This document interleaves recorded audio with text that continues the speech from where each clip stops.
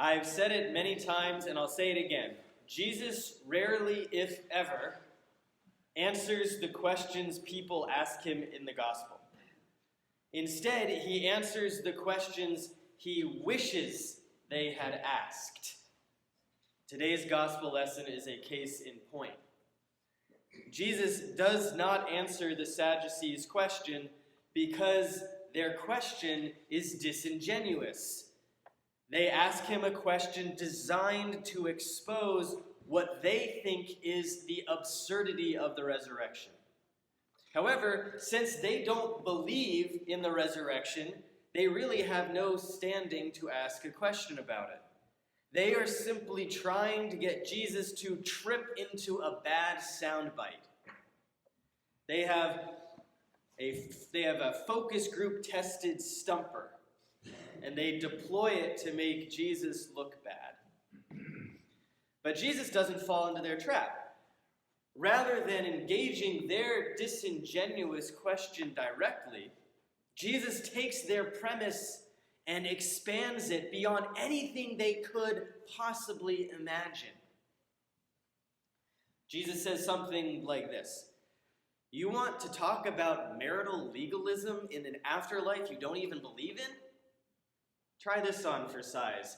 There is no such thing as permanent death, for to God even our ancestors who died long ago are all alive." So the question Jesus answers might be this: Jesus, how does God perceive existence? Now that's a question.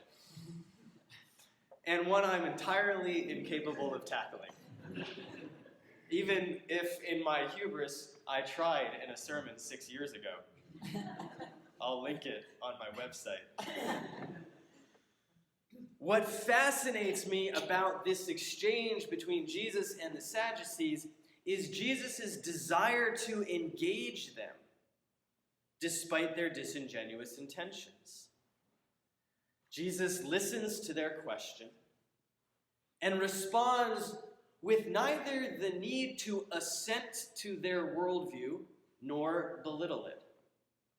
He calmly states another way to look at the issue they bring up, a more expansive way, one that locates the original limited question in a wider array of understanding.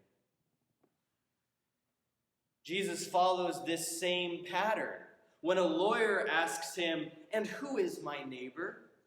the lawyer asks him this as a follow-up to a discussion about loving your neighbor as yourself.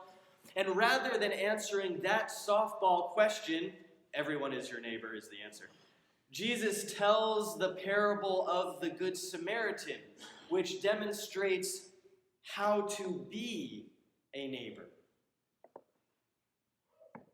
Jesus is less concerned with who counts as a neighbor than with the characteristics that make a good neighbor. In the end, the lawyer gets it.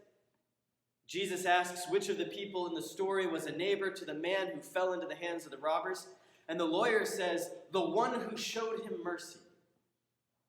With this story, Jesus engages the question, expands the original intent of the questioner, and reaches for deeper understanding.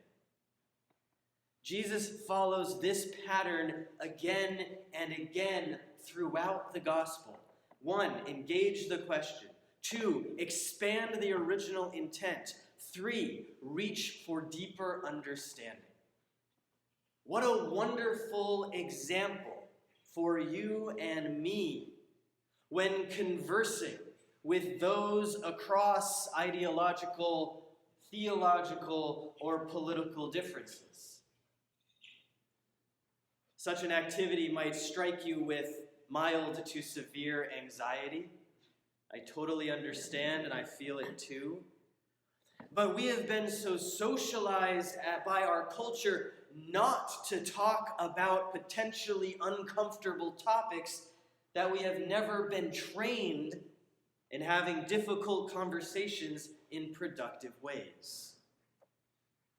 The thing is, it is possible, even necessary, to have such conversations. Just a quick aside, I'm not saying we have to engage in conversations with people who are being disingenuous or purposefully provocative. That's called trolling, and it's done in bad faith. We need to not give trolls the time of day, okay?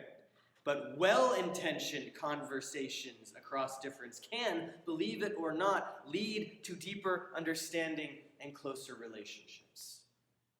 Such a conversation a few years ago led me on the journey to understand my own racism and white supremacy and to try to live as an anti-racist.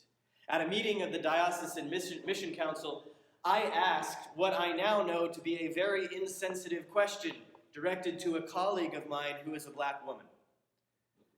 In that moment, she had every right to disengage. Thankfully, I think she sensed that despite my ungraceful query, I wasn't irredeemable. Then she followed precisely the pattern of Jesus. First, she gracefully engaged my ham-fisted question. Second, she expanded my original intent so that I would see how even asking the question betrayed my own unexamined racism. And third, she invited me to begin my own exploration so I could come to a deeper understanding of the issue. And she did all of this coming from a posture of deep faith, rooted in the love of God. I am so thankful for her example and the example of Jesus, because they both show that having tough conversations is possible and can be life-giving. When you find yourself about to have such a conversation, take a moment to center yourself in the love of God. Such prayerful centering will allow you to let go of the egotistical need to win the conversation and set you free to speak the truth in love. Next, engage like Jesus did. Listen to their words. And listen beyond the words for the intent of the speaker. Listen for their background, their assumptions, their biases, their trauma, their joy. Reflect back their words without agreeing or disagreeing in order to confirm you heard them rightly. Then expand the conversation. Say, I noticed that, followed by something you heard. Then say, I wonder if, and add something new to the conversation, something that directs the flow of their ideas down a new or more expansive pathway. Finally, reach for deeper understanding, the place that can release us to discover how our firmly held beliefs are never the full story. Sometimes this last step is possible, sometimes not. Jesus goes to this final step, but he doesn't always. He does in the two examples we had earlier, but not always. Think of the story of the rich man whom Jesus lovingly invites to give up his possessions. The man goes away shocked and grieving. Jesus lets him go, but Jesus doesn't stop loving him. Sometimes it's enough to plant a seed. I invite you this week to practice Jesus' conversational pattern. 1, engage the question. 2, expand the original intent. 3, reach for deeper understanding. Practice this with someone you love and respect, and choose a non-essential topic first. Remember to begin by centering yourselves in the love of God. And then don't be afraid to seek the truth. For as Jesus says in another place in the gospel, the truth will make you free. Amen.